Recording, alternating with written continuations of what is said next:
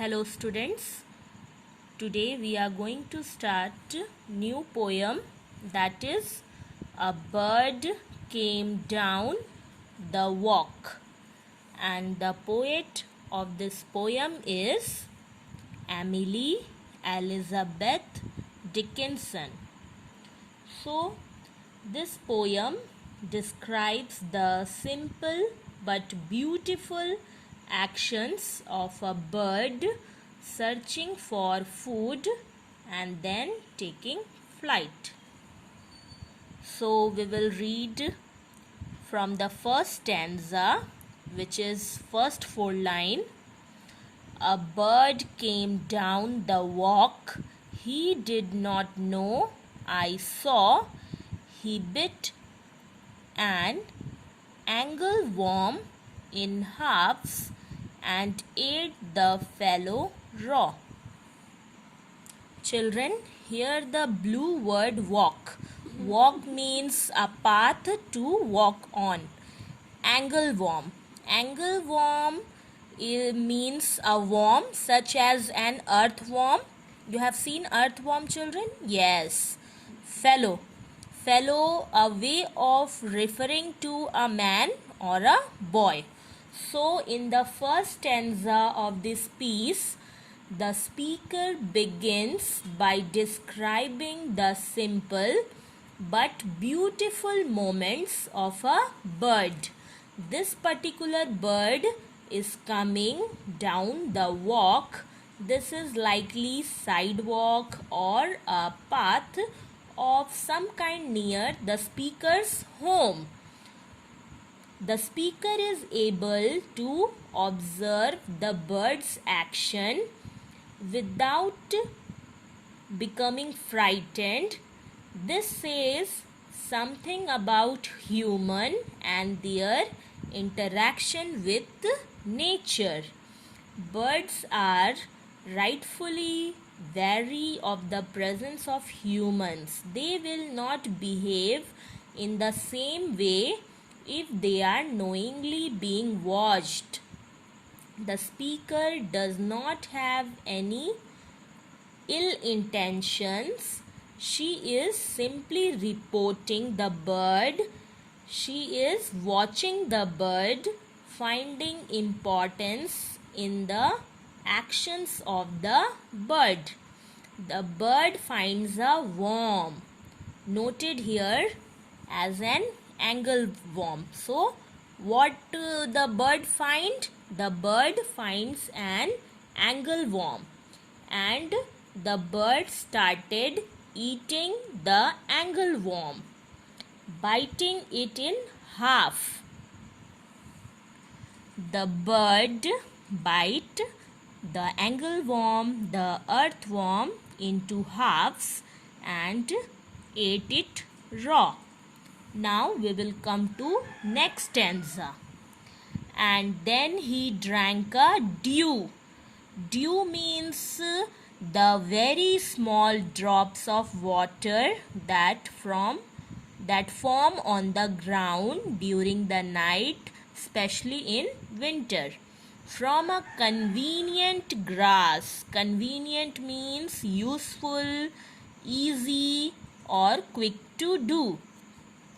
And then hopped sidewise to the wall. Sidewise means move to the side to let a beetle pass.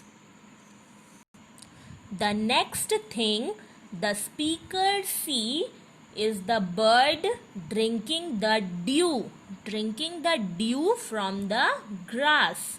It does not have to go anywhere else to find water, making the dew and grass convenient. So far, its life has been presented a simple movement from need to need.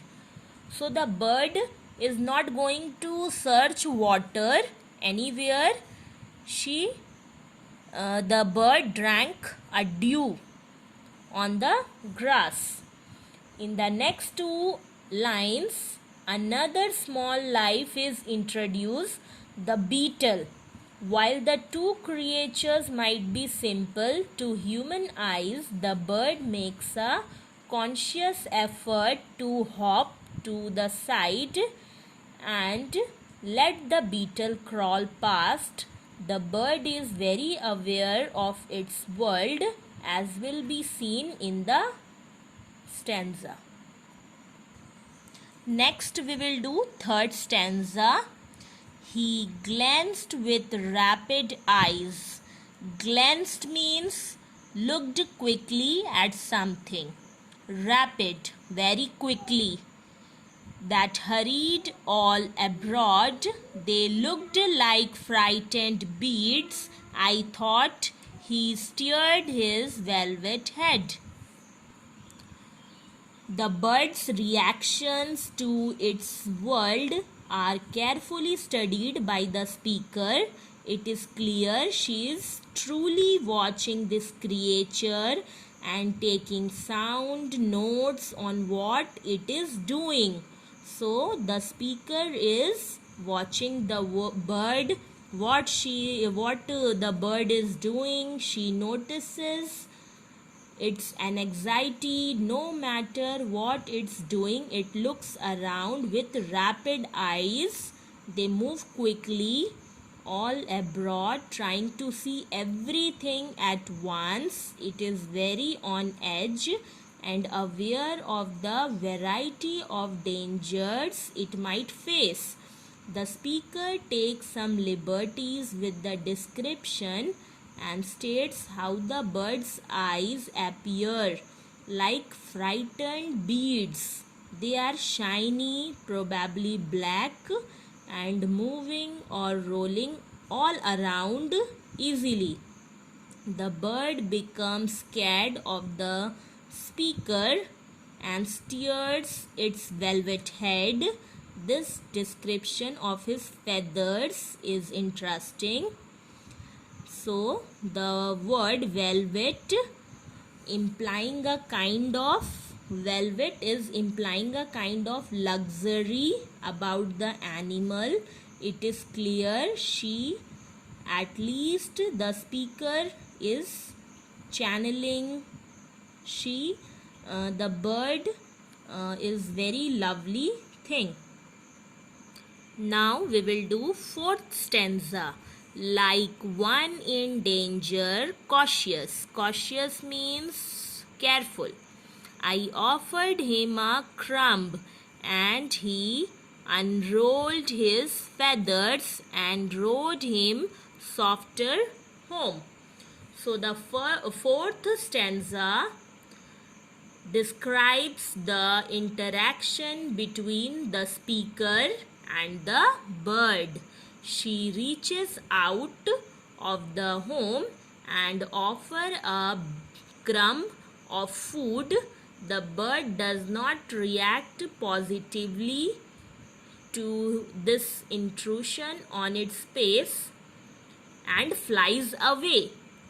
The action is much more complicated and elegant. The bird is said to unroll his feathers. It is a process the speaker sees slowly and is able to study. Each feather passes her by in all its velvet beauty. When he takes to the sky, he is said to roar to his home, wherever that may be. The use of the word row here as if applying to sailing. Children, you can see in the picture that the speaker, this girl, is trying to give breadcrumbs to the bird, but the bird is not interested in taking the breadcrumbs. The girl is trying to interact with the bird, but the bird is not interested to take the breadcrumbs. The bird is little scared. The bird did not take the breadcrumbs and the bird flies away. Now we will do last stanza. Then oars divide the ocean, 2 silver for a seam, or butterflies of banks of noon leap, plash less as they swim. The last stanza is more metamorphical than those which come before. The speaker is interested in how the bird's wings move through the air. She describes this process as being similar to oars dividing the ocean. You can see here, oars divide the ocean. The bird has a clear beauty that is compared to a beauty of butterflies that takes off from the banks of noon. In the heat of the day, it jumps and moves splashless through the air. It cuts through the air as an oar would do through the water.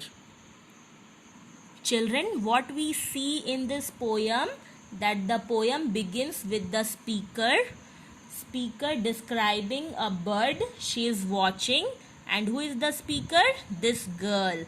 This girl is speaking about her experience in the poem. The speaker is standing close to the window, making it so that she can look at the bird, but it does not immediately notice her. The bird is not noticing her from where she is standing. She sees the bird pick up an angleworm and bite it in half. It moves quickly from place to place, showing the anxiety inherent to most of its species. It knows the dangers presented by the much larger and stronger world. In the last sections, the speaker attempts to offer the bird a crumb, a breadcrumb. It does not want anything to do with a human being, and the bird flies away. It did not take the breadcrumbs which the speaker gave the bird. Its movements are swift but purposeful, as if it is swimming. Children, once you read the complete poem by yourself, and your homework will be to write down the poem in your English 2 copy. Thank you.